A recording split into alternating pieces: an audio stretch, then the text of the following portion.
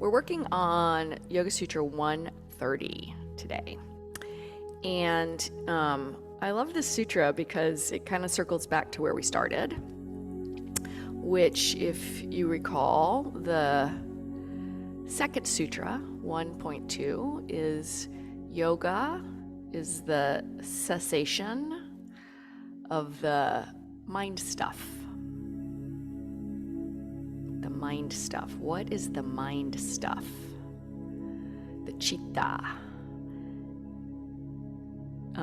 This sutra tells us what the mind stuff comes from. So I'm going to pop up my little note here, and we're going to look at this together. These are the mind stuff that cause obstacles to our practice. So it's pretty straightforward.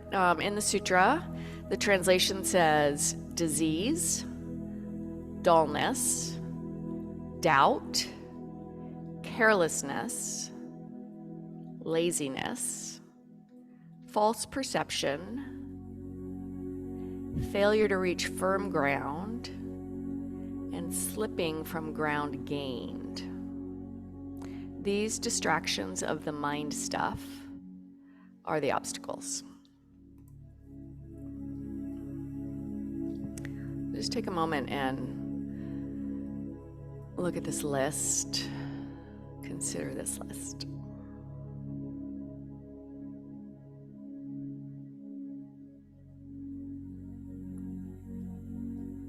So ultimately, in plain language, he's saying these are the obstacles to peace of mind, to the ability to meditate, to find ease.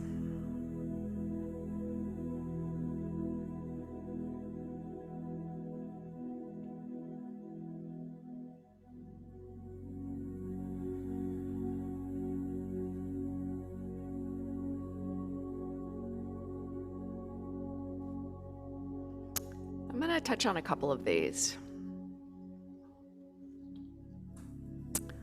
False perception.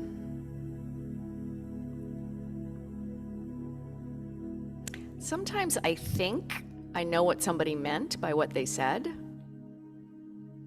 and I really don't. And there's a whole story in my head about the meaning of the interaction. And sometimes I'm meditating and I'm just replaying the thing and making it support my point of view. That they either did something harmful to me or I said something that was harmful to them. And there's regret or there's upset. And it's possible that that's false perception.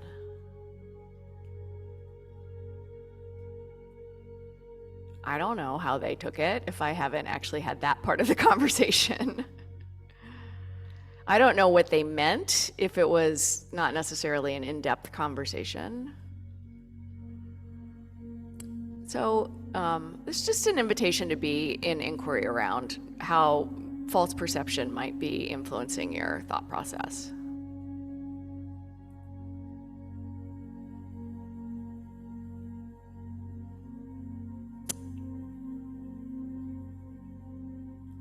Slipping from ground gained.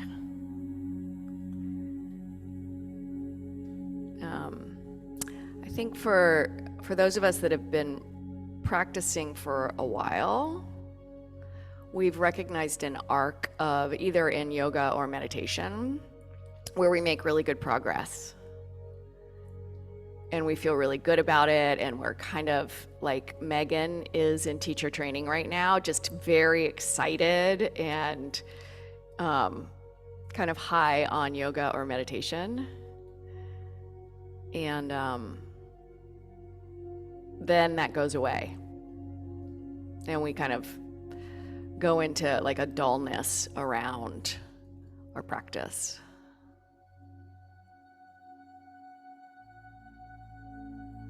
Or maybe it's not even our yoga and meditation. Maybe it's slipping from ground gained in terms of Maybe we finally figured out our relationship and we're in a really good groove of, it's like everything's kind of simpatico, whether it's a friendship or a romantic relationship. And then we start to slide a little bit.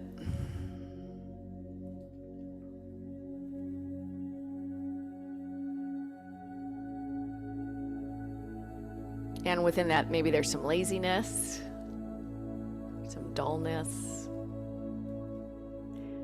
So there's lots of things that can happen that take us out of steadiness.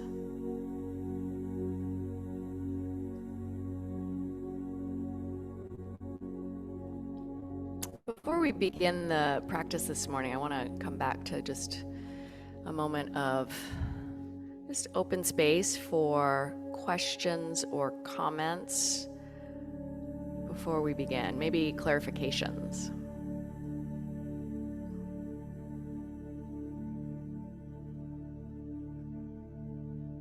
All right. Welcome, yogis that have just arrived. I'm going to put the list back up.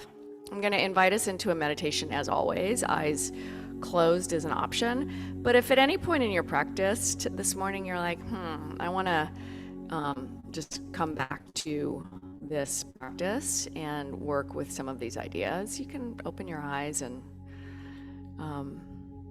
get into inquiry around what might be showing up for you in your practice. Okay, so I'll guide us. Maybe you'll keep your eyes closed the whole time. Maybe you'll open them on occasion.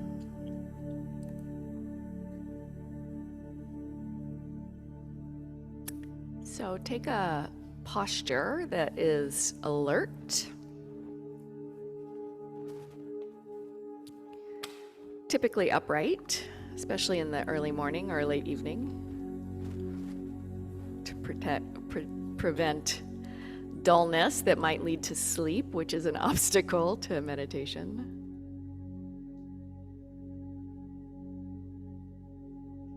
And once you're situated, lower or close your eyes.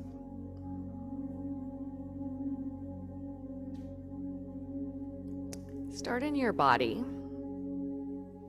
just sensing into the physical experience of right here. Feel your legs, your feet, your seat.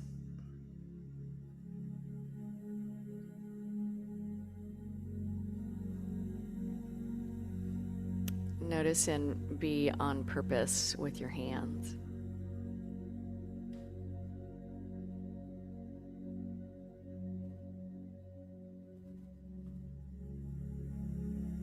And create a clear channel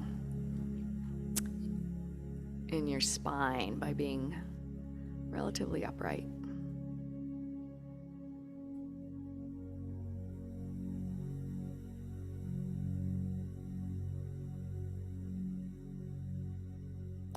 Notice your breath as it is right here.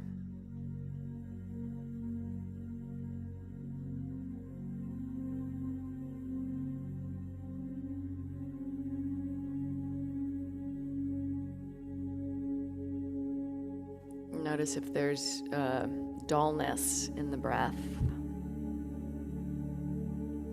And bring awareness to what's here.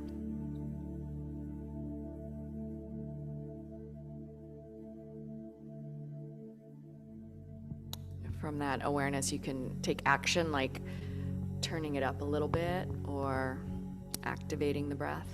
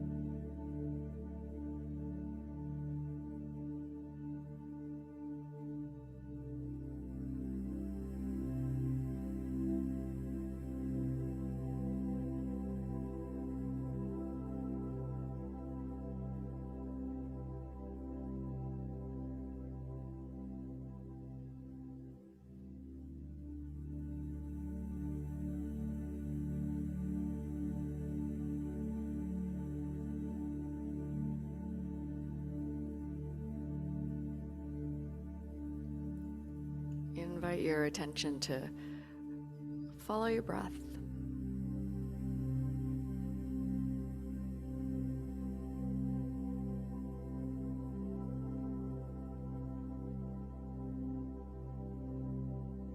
The use of a mantra along with the breath is an excellent tool for maintaining that attention.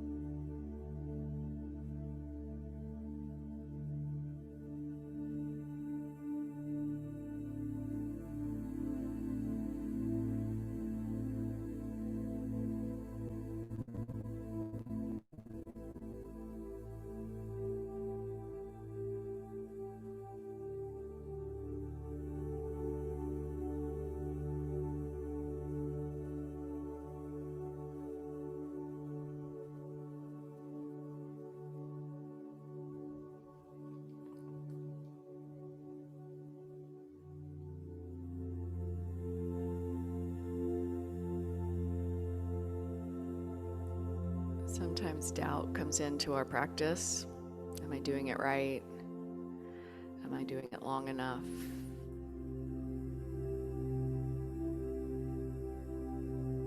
And don't let doubt steal your attention. Trust the practice, the ups and downs. Just be with what's here.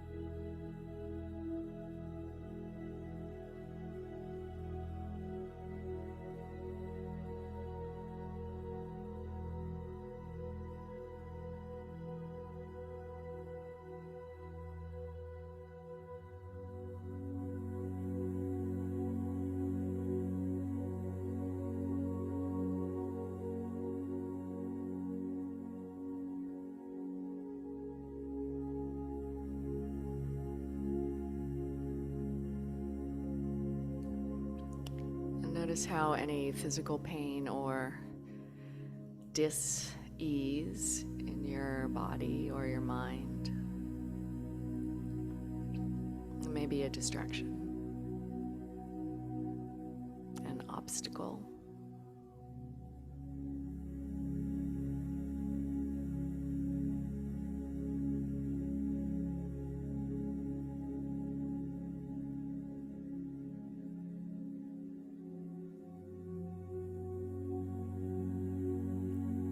Hold it lightly. Maybe there's a half smile when you recognize, oh, there it is.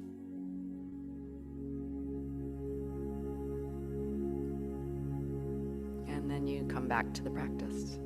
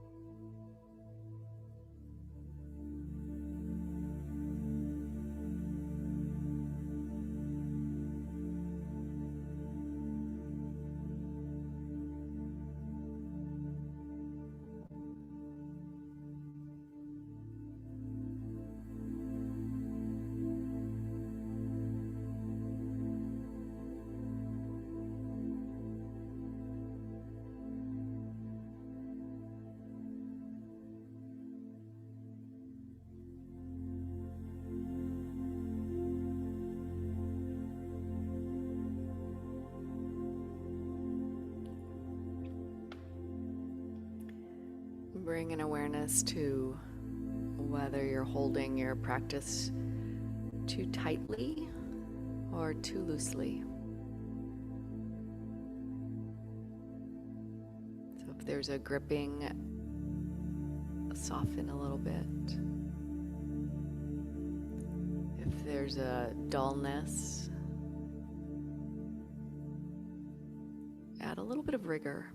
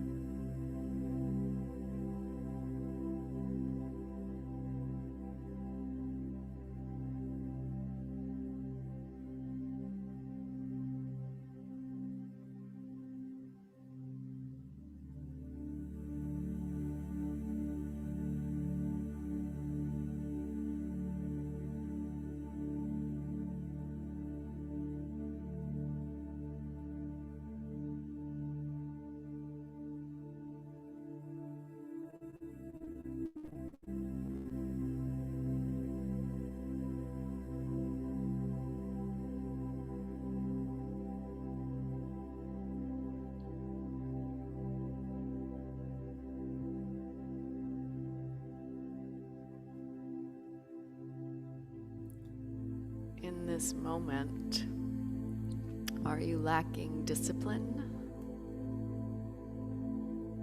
or compassion?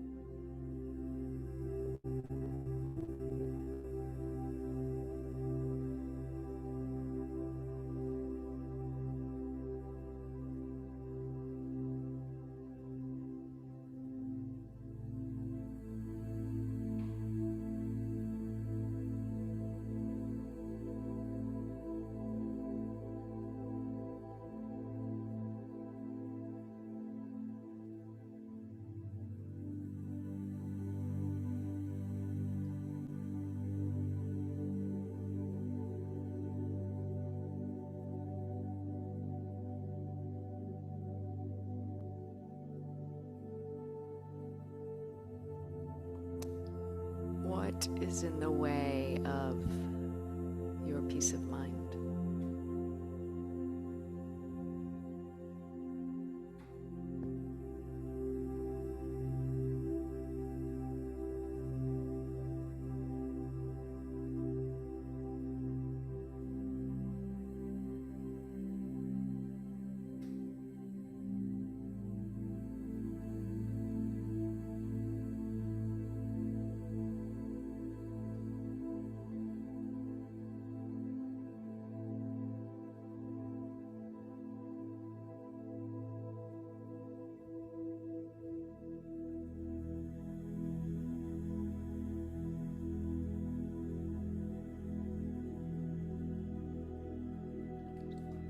When you have an awareness of the distraction, begin again with your mantra or your breath.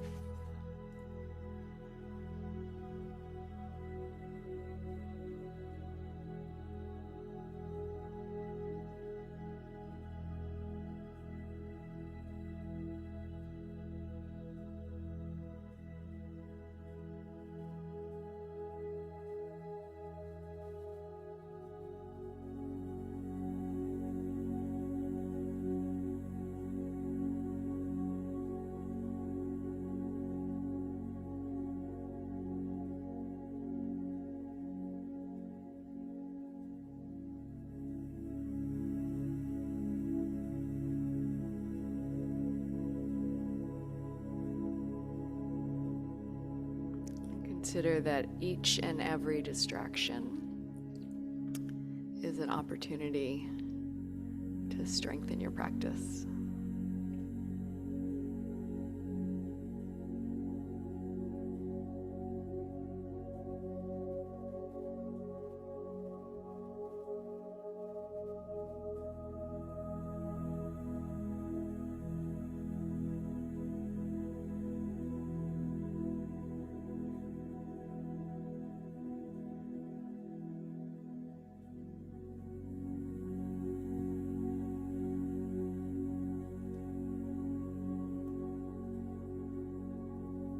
Take a bigger breath.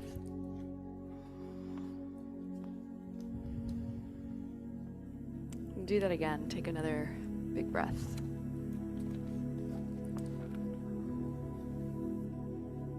When you're ready, open your eyes.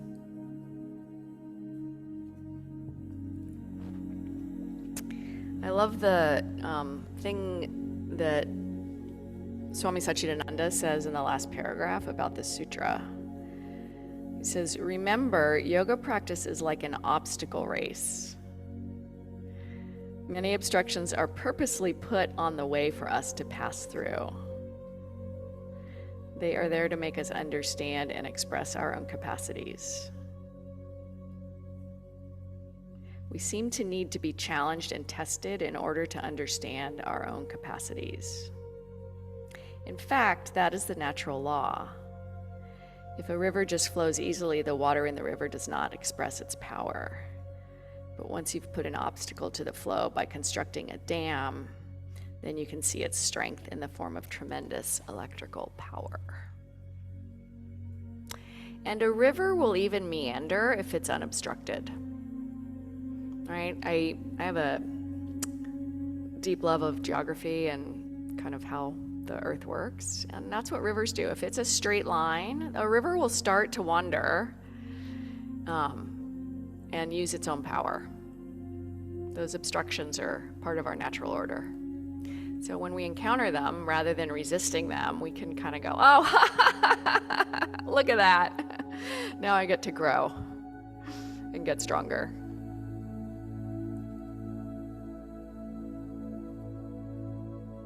Thoughts, questions, comments? Yes, Mary?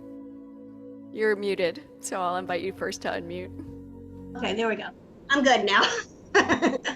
First of all, I just love the word meander. It's one of my favorite words. I just had to throw that in. But when I read this part about the need to be challenged, I thought of the comment about women are like tea bags. You don't know how strong they are until they're put in hot water. And that's what that reminded me of. We do need to be challenged to realize what our own strengths are. Although I prefer not to be challenged. Yeah, I don't believe you though, Mary. I mean, you do a whole lot of yoga and you're pretty dedicated to it, and the practices are not easy. I think you like to be challenged. I like to be challenged in yoga. It's in life that I prefer it to be easy. Yeah, but yoga's life. I don't know. I mean, it's amazing to me how many people show up. I mean, you don't even have to come to hot yoga, but how many people show up in a 95-degree room and are paying to have somebody tell them to stay in Warrior 2 for 10 breaths? It's like, really? Like, people, we want this. We want to see our capacity. It's a natural part of us. And whether it's hot yoga that we need to do that, or it's staying in stillness. I mean, this might be the greatest challenge for some of us, is to come and do meditation on a Sunday morning at 7:30. And yet here we are.